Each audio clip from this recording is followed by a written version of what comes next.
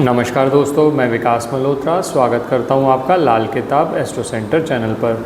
दोस्तों, आज के वीडियो में एक बेसन की नमकीन का उपाय आपके लिए लेकर आया हूं। बहुत इफ़ेक्टिव उपाय है, बहुत सस्ता उपाय है, हर कोई कर सकता है। बैकग्राउंड ये है कि हर व्यक्ति कहता है कि सर कर्म हम कर रहे हैं, भाग्य का साथ नहीं मिलता। कुछ लोग ऐसे हैं जिनको भाग्य का साथ मिला हुआ है लेकिन वो कर्म नहीं करना चाहते, सिर्फ भाग्य का ही लाभ उठाना चाहते हैं।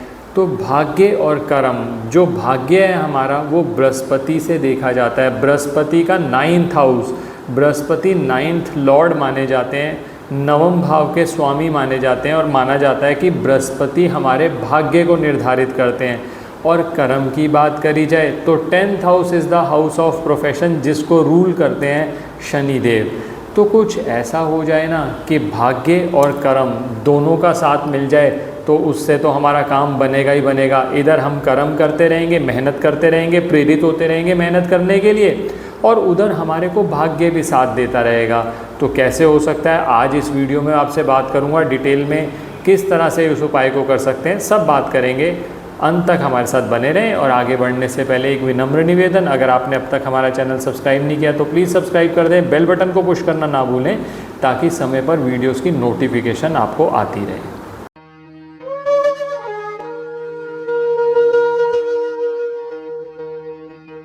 अब सबसे पहले बात करता हूँ ये उपाय है क्या।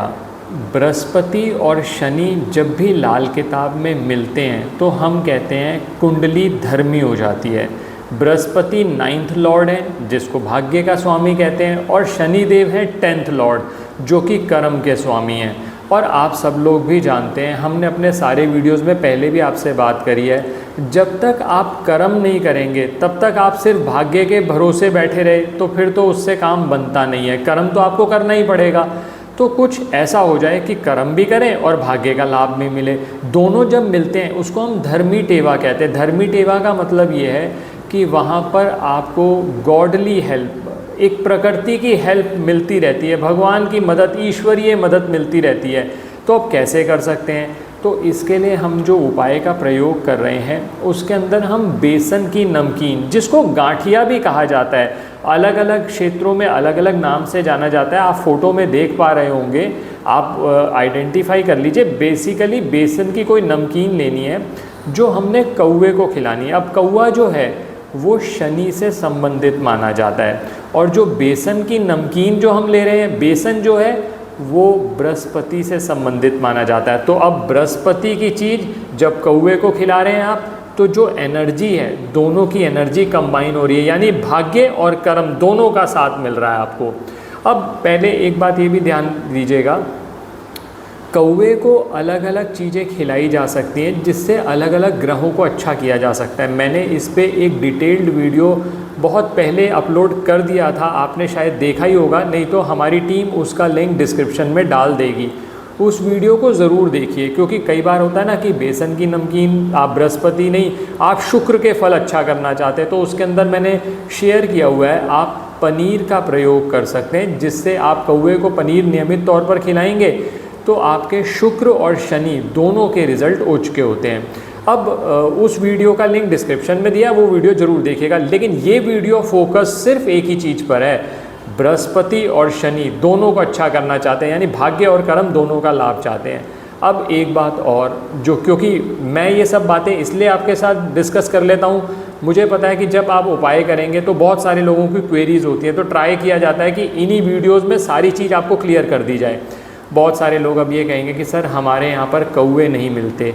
देखिए, ऐसा है कि हर व्यक्ति हर जगह हर उपाय नहीं कर सकता, तो जो उपाय कर सकते हैं, जिनको मिलते हैं उनको तो ये उपाय कर लेना चाहिए। अब जो कहते हैं कि हमें नहीं मिलते, तो हमारे बहुत सारे अलग वीडियोस हैं जिसके अंदर हमने बृहस्पति को भी और शनि को अच्छा कैसे कर सकते हैं ये शेयर किया हुआ है, तो आप वो वीडियो देख सकते हैं। बाकी मैं और वीडियोस भी इससे संबंधित आगे आने वाले समय में लाऊंगा, जिसके अंदर हम इसके अलावा भी अगर आप कोई और उपाय करना चाहते हैं, क्या ऑल्टरनेटिव है, वो बात करूंगा।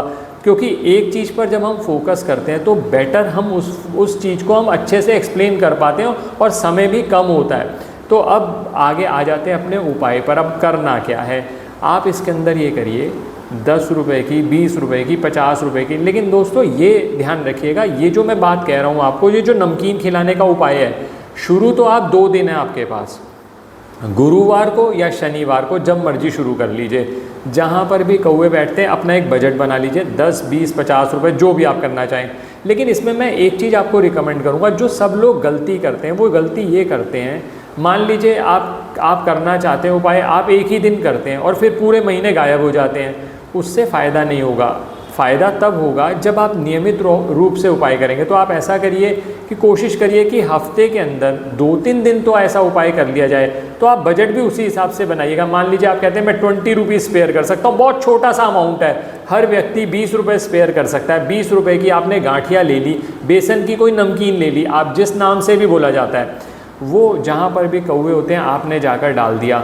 वो उस समय खा ले, बहुत ही अच्छा है, बाद में खा लें। आप धीरे धीरे देखेंगे कि आपके बृहस्पति और शनि दोनों के फल इम्प्रूव होने लगे।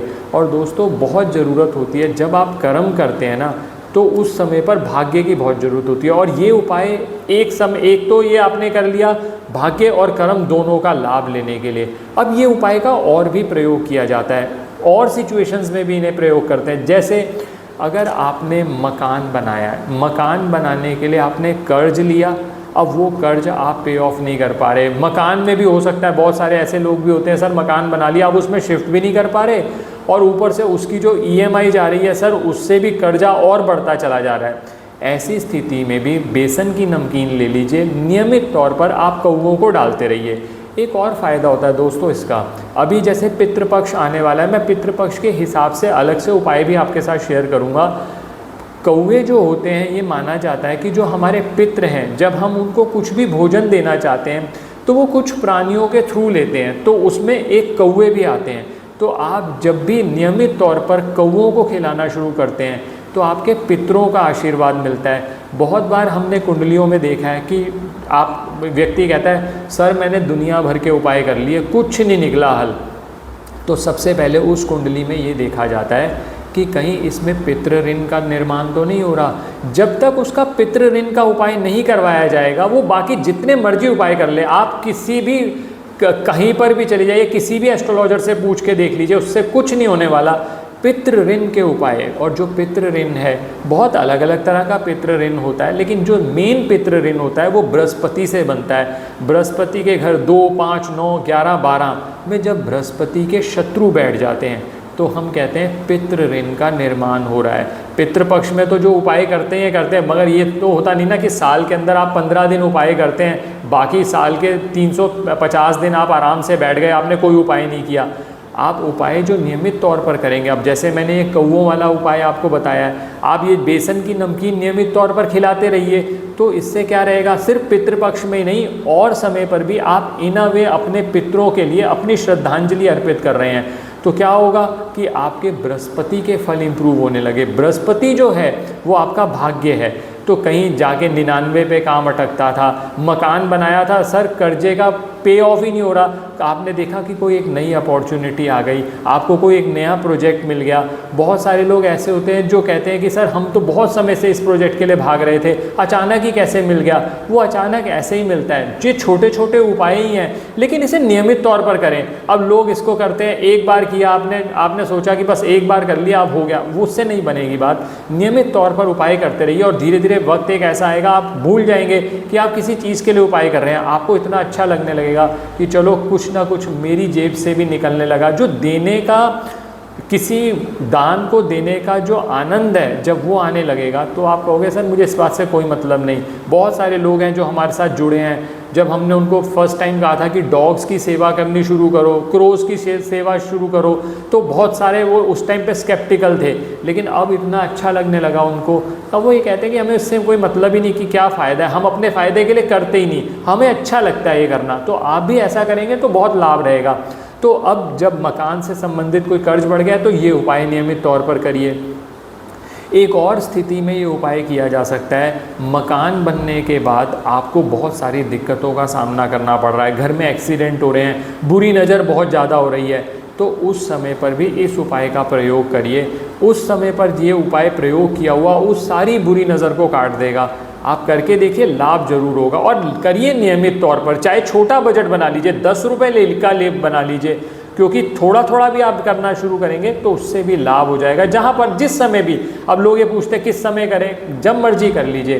दिन मैंने 2 बता दिए, गुरुवार या शनिवार से शुरू कर लो, आप जब मर्जी से शुरू करके नियमित तौर पर उपाय करिए, लाभ ज़रूर होगा। आशा करता हूँ दोस्तों वीडियो पसंद आया होगा।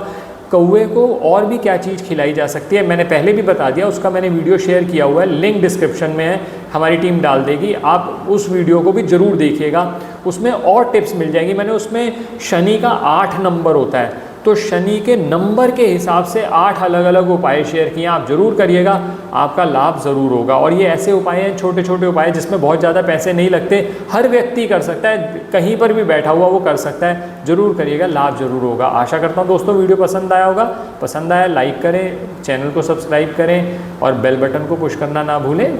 ज्योतिषीय परामर्श के लिए हमारी वेबसाइट्स पर विजिट करके अपॉइंटमेंट बुक कर सकते हैं, जिनका लिंक डिस्क्रिप्शन में दिया हुआ है। धन्यवाद दोस्तों।